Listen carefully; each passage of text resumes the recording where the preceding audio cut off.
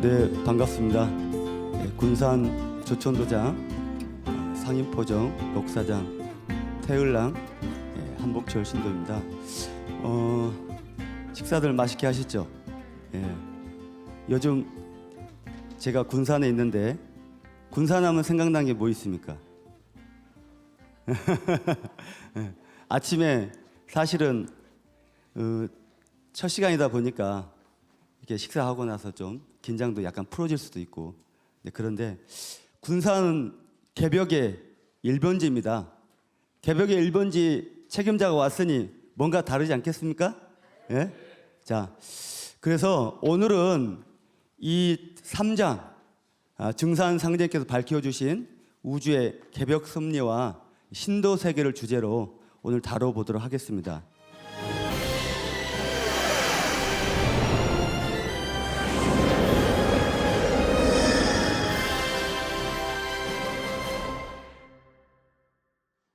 일 1장, 2장에서 우리가 공부를 했었습니다.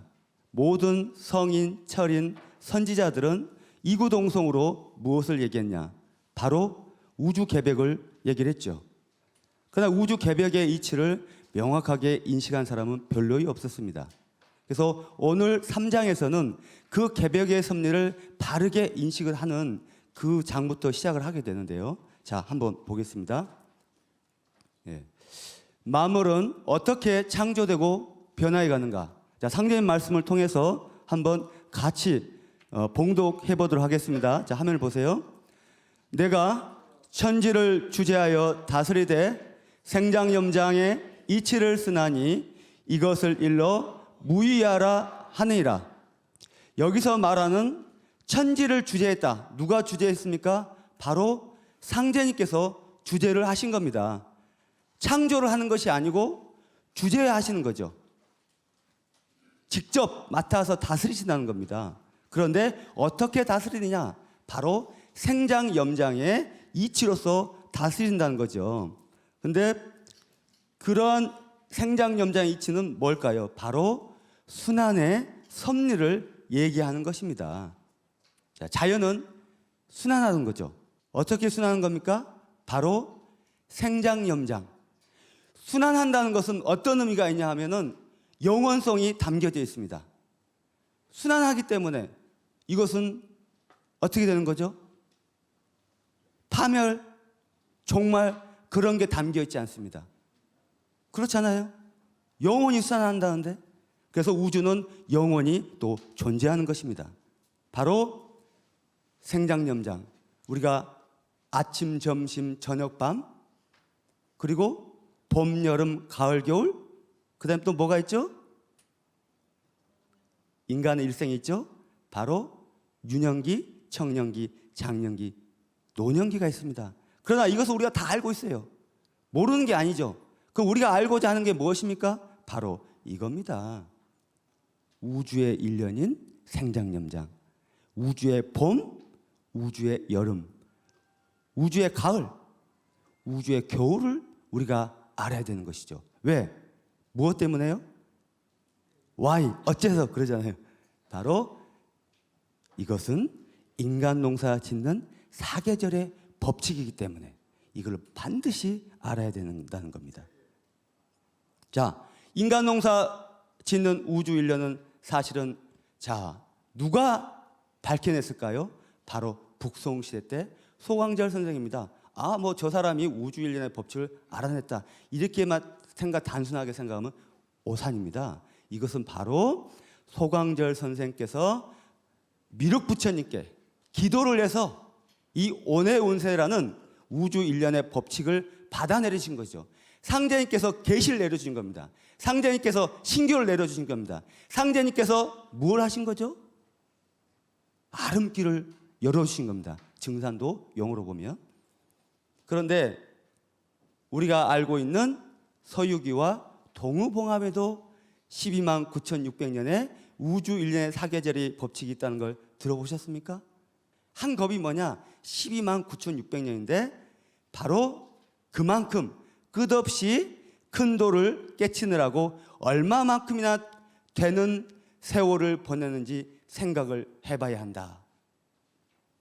그렇잖아요. 이 큰 도. 그 바로 우주일련의 가르침입니다.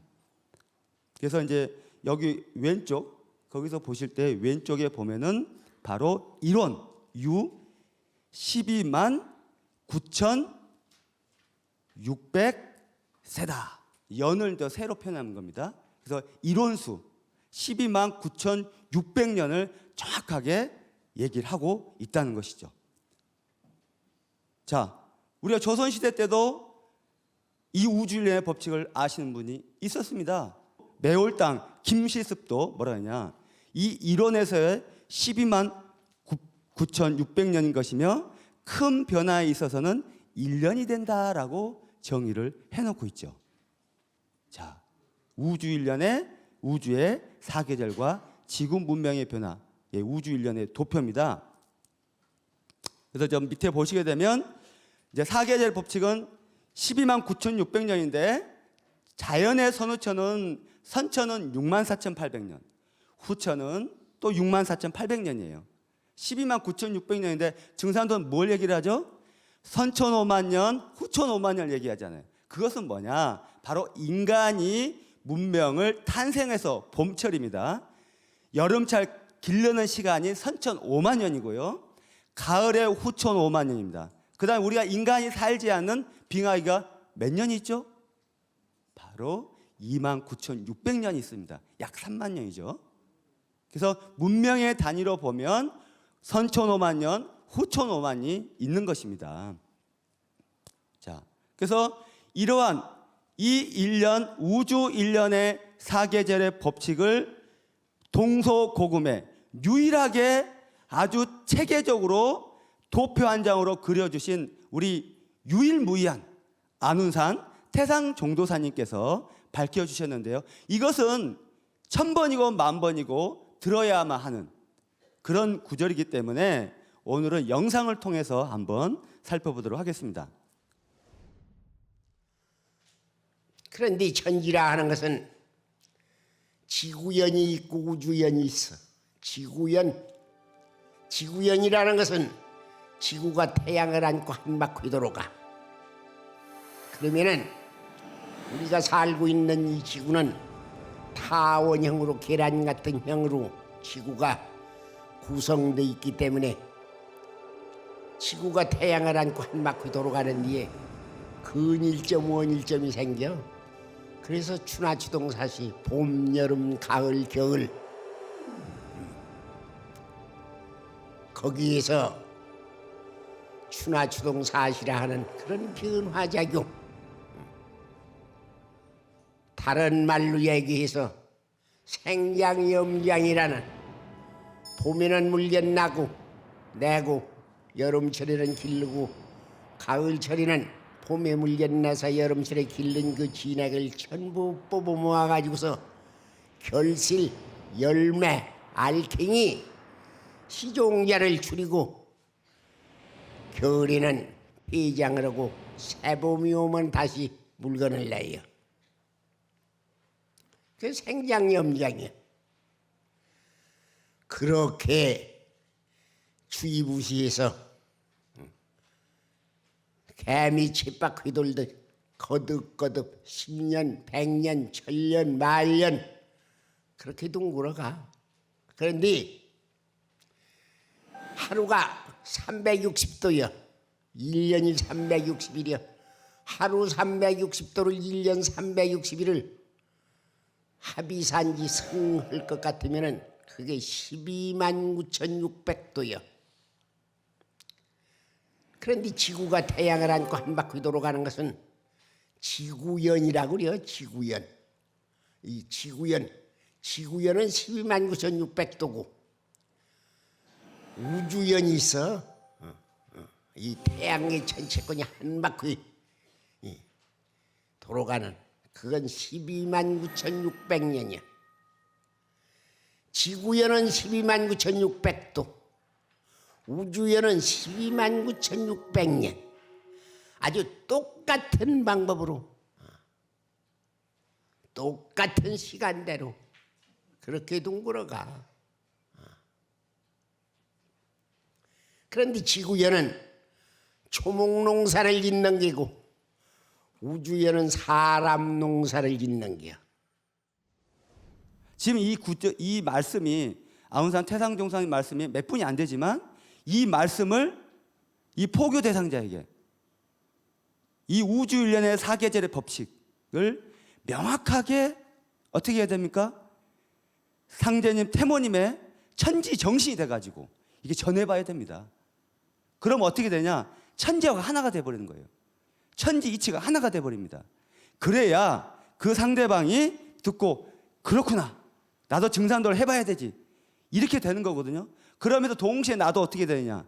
바로 천지 정신과 부합되기 때문에, 바로 천지 정신과 하나가 되기 때문에 결국 나도 우주 정신과 하나가 되는 그런 신법에 도달하게 되는 겁니다. 그래서 우주 순환 법칙을 체득하게 되는 것이죠. 그래서 이렇게 말씀을 드릴 수 있고요. 그것을 아웅산 태상 종도사님께서는 바로 1946년도에 24살 때 바로 우주 일련의 도표를 아산군 배방면 남리라는 곳에서 이 우주 일련의 도표를 말씀을 해 주셨습니다. 그러면 그러기 때문에 이번에 또 맞이하는 우주 가을은 어떻게 오는 것이냐? 다 함께 읽어보겠습니다. 자, 때가 닿아여 대세가 쳐넘어갈 때는 뇌성병력이 대작하여 정신 차리기 어려울 것이요, 동서남북이 눈 깜짝할 사이에 바뀔 때는 며칠 동안 세상이 캄캄하리니 그때는 불기운을 걷어버려 성냥을 켜려 해도 켜지지 않을 것이요, 자동차나 기차도 움직이지 못하리라. 자, 이 지금 맞이하는 그런 시간대인데요. 바로 동서남북이 눈 깜짝할 사이에 바뀐다 이거죠. 지축이 갑자기 서버리는 그런 때가 온다는 겁니다. 근데 그것은 어떻게 오는 것이냐? 천지이치로 오는 거예요. 천지이치로 때가 되어 닥치는 개벽운수라는 거죠. 그래서 이제 천지대도에 머물지 않고서는 살운수를 받기가 어렵다. 그래서 여기 계신 분들은 그 살운수를 알기 때문에 또 알아서 이게 있기 때문에 여러분들은 운수를 받을 수 있다고 볼 수 있겠습니다. 자, 다시 한번 강조를 드리면 이 지금 현재 이게 타원궤도의 질서로 돌고 있는 질서가 어떻게 바뀌느냐? 바로 지축이 쓰면서 이 정원궤도로 도는 이치로 바뀌게 되기 때문에 이러한 현상, 갑자기 지축이 쓰면서 뭐 산이 무너지고 건물이 무너지고 땅이 갈라지고 이런 현상을 맞이하게 된다는 거죠. 그래서 이렇게 되면 어떻게 되는 것이냐? 사계절이 없어지고 1년이 360일 됩니다. 그래서 공자도 당내 오는 날수는 360이다 이렇게 얘기를 했던 것입니다. 이러한 이치를 모르고서는 결코 알 수가 없는 거죠.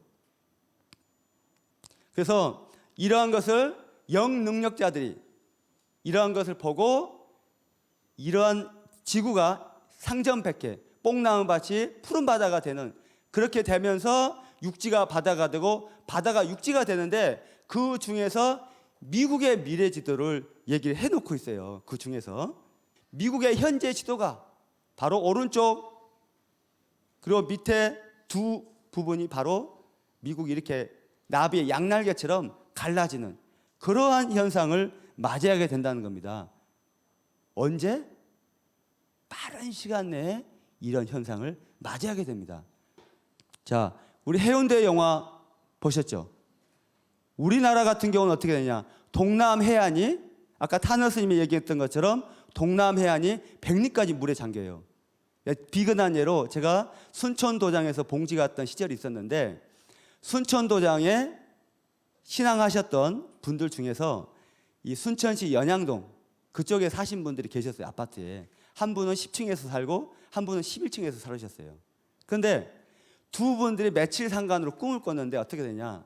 바로 10층과 11층에 아파트에 물이 다 들어오더라는 거예요.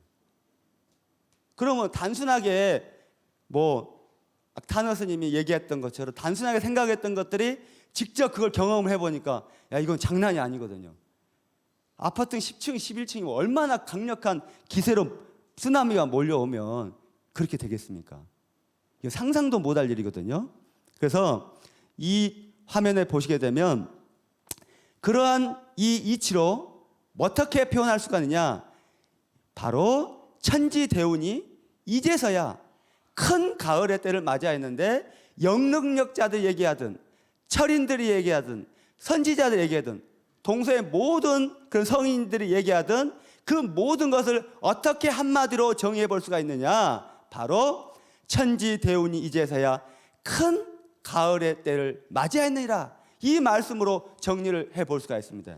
그리고 후천의 온갖 변화가 통일로 돌아간다. 통일로 돌아간다 이거죠. 그래서 그런데 요즘 그러한 현실적으로 드러나는 사건이 자주 일어나고 있죠. 그 대표적인 사건이 지진인데요. 그 천하에 지진이 자주 일어나면 일이 다 된 줄 알아라. 이런 말씀 있죠. 지금은 그 상황 시기까지 왔는데 이 먼 이웃 나라, 저 멀리 있는 나라들이 아닙니다. 바로 현장에서 우리가 목격하고 있는 그 사태가 있는데요. 바로 경주 지진입니다. 지진에 익숙치 않은 우리 국민들로서는 정말 크게 놀랄 수밖에 없는 상황이었습니다.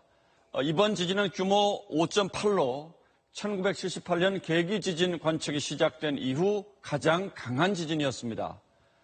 1980년 평안북도 지방에서 발생한 규모 5.3의 지진을 뛰어넘는 규모였죠.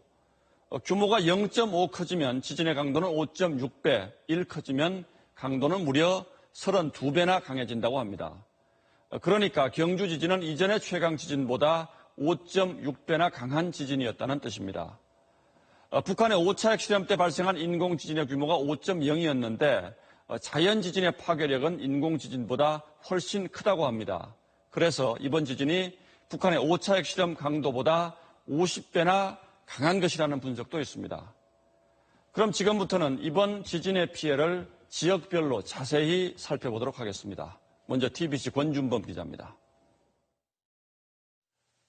어제 저녁 8시 32분 경주의 중앙 상가거리.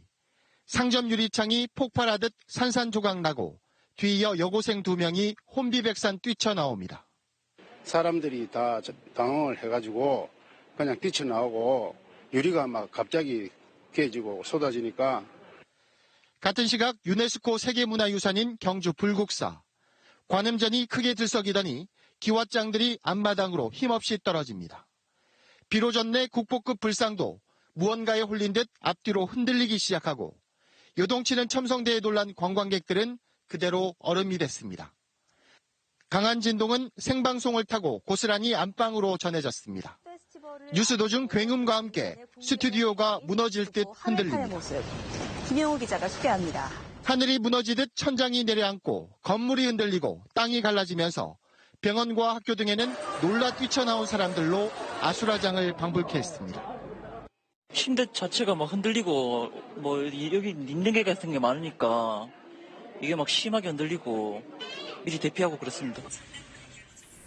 예, 여기까지 보겠습니다. 이 경주 지진에 관련된 그런 영화가 등장을 했죠. 뭐였습니까? 영화 판도라입니다. 그래서 저도 여기에 지금 보시게 되면 영화 판도라 개봉한 다음 날 제가 경주 지진이라 해가지고 이렇게 적어놨거든요. 그래서 상자님 말씀은 동네 울산이 흐느적 사국광산이 콩튀듯 한다. 동네 울산은 부산 동네와 울산을 얘기하는데 경주는 가깝거든요.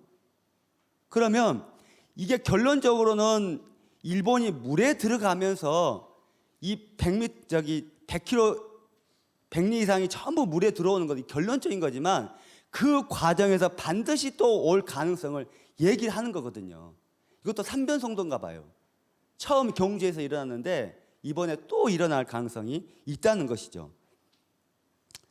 그런데 이러한 것을 다시 한번 묶어보면 왜 이런 현상이 일어나는 것이냐, 바로 다시 한번 다 같이 봉독해 보도록 하겠습니다. 상제의 말씀입니다. 천재 대덕이라도 춘생추살의 은이로서 이루어지니라. 그러니까 천지에서 큰 덕을 베푸는데 춘생추살이다 그죠. 봄, 여름은 나와서 기르지만 가을에는 뭐예요? 죽인다 이거죠. 다시 말씀드리면 봄, 여름에는 은혜를 베풀어요. 그렇지만 가을, 겨울은 위험으로 다스리는 것입니다. 이러한 변화 입법에 의해서 오는 일시적인 현상이거든요. 종말론적인 일시적인 현상이지 이것을 바로 개벽을 하지 않습니까? 종말이 아닙니다. 단지 그런 변고가 있을 뿐이죠. 그래서 그러면서 동시에 우리가 뭘 알아야 되느냐? 저 제목에 보게 되면 인간 개벽이라는 게 저 우측 상단에 올라 있잖아요. 인간 개벽. 이러한 아까 지축이 정립을 하면서 자연 개벽이 있듯이 동시에 천지의 입법에서는 뭐가 오는 거냐? 바로 추살, 가을에 죽이는 입법이 오거든요. 나와서 길렀던 것을 이 74억 인류를 한 번에 성숙을 시키고 또 한 번에 죽이는 이치가, 이 숙살지가 동시에 오거든요. 그래서 천지 대자연 이치가 죽이지만 살리는 기운이 오기 때문에, 그게 뭘로 살리는 겁니까? 앞으로 공부하지만 바로 태울주로 살리잖아요. 그죠? 자, 시간 관계상. 그래서 그러한 이 우주 변화 입법의 후천 개벽의 정신을 바탕으로 우리가 이제 인간론을 공부를 해보겠는데요. 그게 이제 첫 번째는 원시반본입니다. 모든 생명은 뿌리자리로 돌아가는 것이죠. 봄, 여름에는 나와서 무한히 발전했다가 다시 어느 정점에 이르면 그 생장이 다 끊기고 바로 근본으로 돌아오는 것이 바로 원시반본입니다. 그래서 제일 하단 부분을 같이 봉독을 해볼 텐데요. 자, 한번 읽어볼까요? 이때는 원시반본한 시대라 혈통줄이 바로잡힌 때니 환보역전한 자와 환고라는 자는 다 죽으리라. 저는 포교 현장에서 이 말씀을 1000번, 10,000번, 수만 번을 외쳤습니다. 왜 상제님 진리를 믿어야 되냐? 이 여름과 가을이 바뀔 때는 모든 생명이 멸절하지만, 모든 생명이 뿌리자리로 돌아가야지만이 인류가, 인간이 구원을 받을 수 있기 때문에 이 원시반본의 정신, 인간의 최상의 가치거든요. 이 법칙을 엄청나게 강조를 많이 해요. 단지 믿음의 문제가 아니라, 믿음은 산다는 그런 문제가 아니라 대자연의 법칙처럼 뿌리자리로 돌아가지만이 살 수가 있다는 거죠. 그래서 원시반본의 사례로 보면 낙엽기공이다. 낙엽이 지면서 뿌리로 돌아간다는 거죠. 음수사원이다. 한 잔의 물을 마셔도 근본을 생각한다. 여우도 죽을 때는 뭐냐? 수구초심이라 그러죠. 머리를 구를 향해서 이렇게 머리를 둡니다. 그리고 우리가 이제 해년마다 명절 때가 되면 다시 고향으로 돌아오잖아요. 그 회귀 본능이라고 그래요. 연어도 다시 회귀를 하잖아요. 그래서 그 먼저 생명의 원시반본은 뭐냐? 첫 번째는 가족들이 있습니다. 우리 모든 성씨별로 가족들이 있는데요. 나로부터 시작해서 부모, 조부모, 중조부모, 그 뿌리자리로 돌아가는 것입니다. 그게 원시반본이거든요. 그래서 그 선형신을 박대한 자는, 만약에 그걸 부정하고 인정하지 않고 받아들이지 않으면 살아남기 어렵다는 그 상제인 말씀이 있습니다. 그래서 요즘 뿌리를 박대하는 경우가 많잖아요. 그래 이제 환보역주하지 말라는 환인환웅 당군을 잘 모셔야 된다는 그런 상제인 말씀이 있습니다. 그 다음에 원시반본을 현실로 실현하는 게 있습니다. 그게 바로 뭐냐? 보온이거든요. 이 보온은 은혜를 갚는다는 거잖아요. 누구에게 은혜를 갚는다는 겁니까? 부모, 조상, 민족의 뿌리, 그 다음에 전 인류의 뿌리로 돌아간다는 것이죠. 그래서 배은 만다십니다. 그래서 은혜를 배반하는 것은 10,000번 죽어도 마땅한다는 것이죠. 그래서 궁극적으로는 그래서 이 천지의 은혜 보온하는, 도통을 받는 그런 정신이 사실은 궁극적인 보온이에요. 왜? 인간을 낳아서 길러서 가을에 열매 맺게 하는 것이 천지의 목적이기 때문에 우리가 열매 맺는다는 것은 다른 말로 도통을 하는 것이잖아요. 그래서 도통을 한다는 것은 바로 천재 부모님께 보온한다는 의미가 되는 것입니다. 그래서 우리가 인간에게는 혼과 넋이 있는데 바로 죽어서 신이 되고 넋은 땅으로 돌아가죠. 그래서 이렇게 제사를 지내요. 혼에게 제사를 지내고 오른쪽, 그다음 넋에 지내. 왜 성묘가 또 한 차례 하느냐? 바로 넋에게 이렇게 이제 제를 지내는 겁니다. 그래서 우리는 음양의 이치를 명확하게 알고 있었죠. 이 조상님이 어디 있냐? 함께 있다는 거예요. 함께 생사고락을 함께 하고 있습니다. 지금 여기는 지금 이 인간론에서 보온의 대목인데, 우리가 진정으로 보온한다는 게 뭐냐? 내가 부모 조상을 어떻게 생각하느냐? 그 지극한 그 보온 의식이 자리 잡았을 때 궁극적으로 신앙을 잘할 수 있고 깊어질 수 있습니다. 신앙이 깊어지면 깊어질수록 어떤 의식이 자리가 잡히냐면 보온 의식입니다. 보온 의식. 신앙을 잘하는 사람 보면은 조상님에 대한 마음 지극하거든요. 선천에는 상극의 이치가 인간 사물을 맡았으므로 모든 인사가 도의에 어그러져서 원한이 맺히고 쌓여 삼계에 넘침에 마침내 살기가 터져나와 세상의 모든 참혹한 재앙을 일으키나니. 우리가 인생을 살아오면서 이 원을 푼다는 것인데요, 이 역사 이래로 얼마나 수많은 그 한 맺힌 원한 맺힌 그런 삶을 조상님들이 삶을 살아왔습니까? 인류 문명사적으로 보면 그 원한을 푸는 것이 증산도의 종지 중에 하나인데요, 역사적으로 보면은 그 원한을 풀지 못해가지고 분통이 터져서 큰 병을 이룬다는 거예요. 지금 현재 상황이 인간이 되었든 신명이 됐든. 그래서 그 원을 풀어주지 않고는, 모든 불상사를 소멸하지 않고는 영원한 화평을 이루지 못한다. 그 다음은 상생입니다. 그러니까 보온, 해온, 상생으로 넘어가잖아요. 은혜를 갚는데, 은혜를 갚기 위해서는 반드시 원한의 문제를 풀어야 되고, 그 원한을 푸는 전제하에서 무엇이 이루어지는 거냐면 상생이 이루어질 수 있어요. 너 서로 잘 되자. 그 사람한테 한을 맺게 했는데 서로 악수하면서 잘해보자. 될 수 없는 거잖아요. 그 모든 문제를 푸는 것이 상생이라는 거죠. 그래서 이러한 상극의 질서에서 상생의 질서로 이렇게 바뀌게 된다는 겁니다. 내 도는 곧 상생이니 서로 극하는 이치와 죄악이 없는 세상입니다. 앞 세상은 하늘과 땅이 합덕하는 세상이니라. 이제 천하를 한 집안으로 통일하나니 온 인류가 한 가족이 되어 화기가 무르녹고 생명을 살리는 것을 덕으로 삼느니라.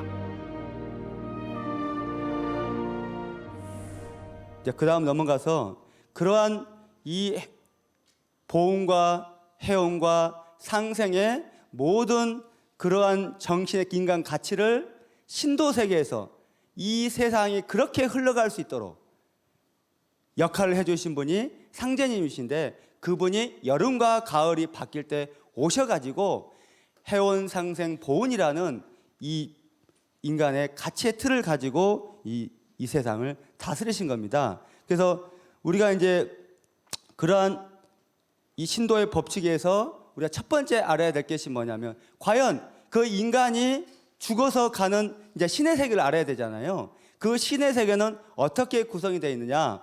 바로 혼과 넋으로 구성이 되어 있습니다. 그래서 죽으면 혼은 하늘에 올라가 신이 되어 제사를 받고, 4대가 지나면 영도 되고 혹 손도 되며 넋은 땅으로 돌아가 4대가 지나면 귀가 되니라. 사실 이 말씀은 신의 세계 ABCD와 같은 것입니다. 이거를 명확하게 인식을 하면서 해야 되는데, 과연 우리가 이 신의 세계를 왜 근데 알지 못하고 이해하지 못하고 보지 못하냐? 그것은 우리 인식의 한계 때문에 그렇습니다. 자, 그러면 그러한 이 신의 세계가 과연 있는 것이냐? 영화를 한번 보겠습니다. Lonely time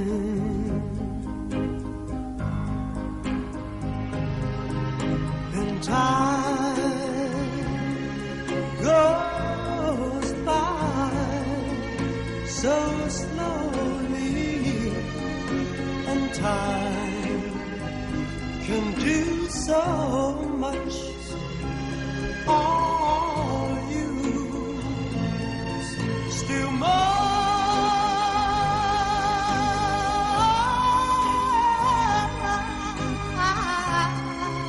Need your love. I need your love. God, spill your love to me.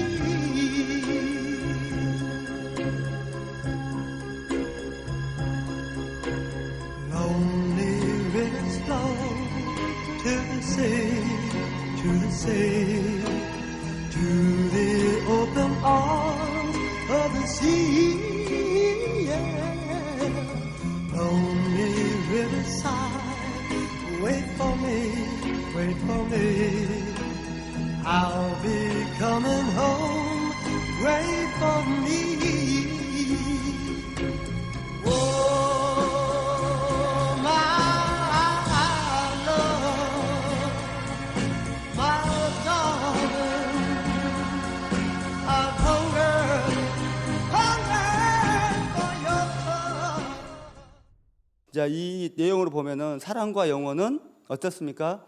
그 자기 친구가 자기를 죽였어요. 패트릭 스웨이지를. 남편을 죽인 거죠. 그런데 이제 그 돈을 소위 말하면 다시 뺏기 위해서 소위 말하면 청부살인을 하려고 하는 거예요. 그 데미 무어 이 아내를. 근데 그거를 알고 있잖아요. 죽어서도. 누가 죽였는지도 알고. 그러니까 그걸 구해주려고 하는데 구해줄 방법이 없어요. 근데 얼마나 지극한 사무치는 정신이 되니까 어떻게 돼요? 그 물질을 초국을 해버리는 거죠. 그 동전을 들어버리잖아요, 이렇게. 예? 이런 그 이제 영혼의 세계를 밝혀주는 그런 영화인데요. 이제 사람의 죽음은 또 어떻게 되느냐? 자, 이렇게 왼쪽 상단에 보이면 이렇게 죽으면은 저승사자가 옵니다. 그래서 이제 명부를 통해서 천상 신도 세계를 가게 됩니다. 죽는 것도 때가 있나니 나의 명으로 명부에서 데려오라고 해야 명부 사자가 데려오는 것이니 각기 닦은 공덕에 따라 방망이로 뒷덜미를 쳐서 끌고 오는 사람도 있고 가마에 태워서 모셔오는 사람도 있느니라.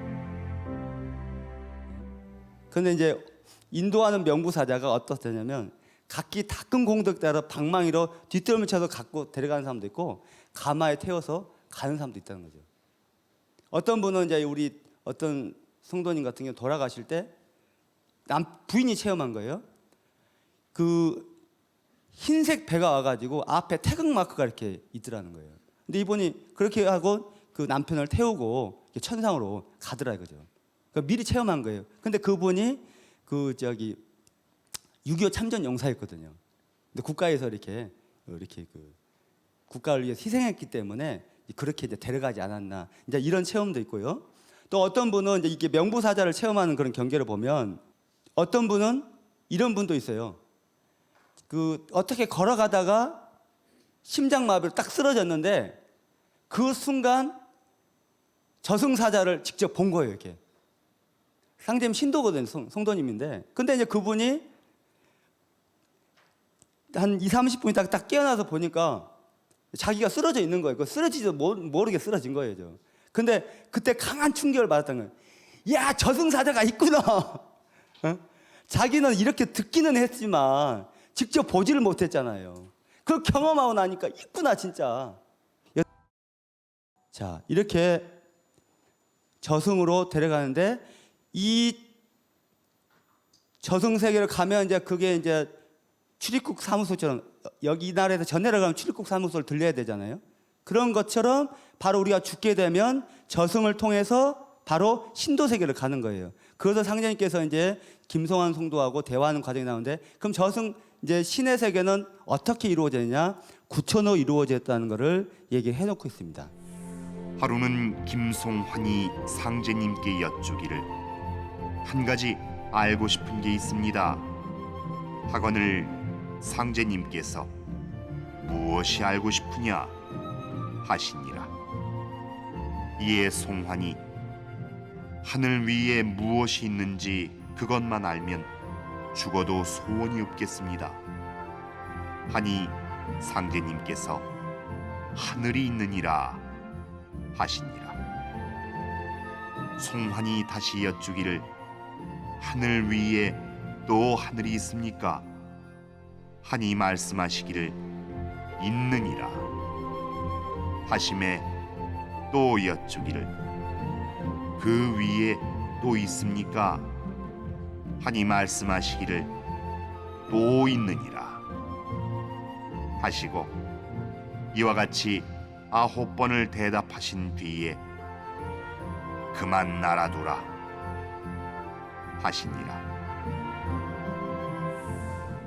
그래서 우리가 보통 뭡니까? 소녀의 한이 구천에 사무칩니다. 왜 구천일까요? 그 신의 세계가 구천으로 이루어지기 때문에 그걸 알고 있던 거죠. 그래서 우리가 이제 그 혼비백산, 혼나간다, 구천에 떠돈다 이런 얘기가 전부 신의 세계에 얽혀 있는 그런 언어입니다, 우리 민족에. 그래서 이제 그러나 이제 우리가 그 보시게 되면 보통 대부분 죽음으로 가게 되는 여러 가지 자연사의 과정도 있지만 어떻게 죽는 경우가 많죠? 참사로 죽는 경우가 많잖아요. 근데 왜 이렇게 죽는 것일까? 바로 상제님께서는 세상의 모든 참사라는 것은 척신행한 바라고 있거든요. 삼가 척을 짓지 말라. 그래서 어떻게 해야 잘 사는 길이냐? 바로 무척 잘 산다는 말 들어보셨잖아요. 무척은 수량의 개념을 사용하고 있거든요. 무척 많다. 그게 아니라 척이 없어야 잘 산다는 얘기입니다. 왜 우리 일이 안 되냐? 뜻한 대로 안 되냐? 이 척의 문제거든요. 상말에 무척 잘 산다 일어나니 척이 없어야 잘 산다는 말이니라. 남에게 원억을 짓지 말라. 척이 되어 갚느니라.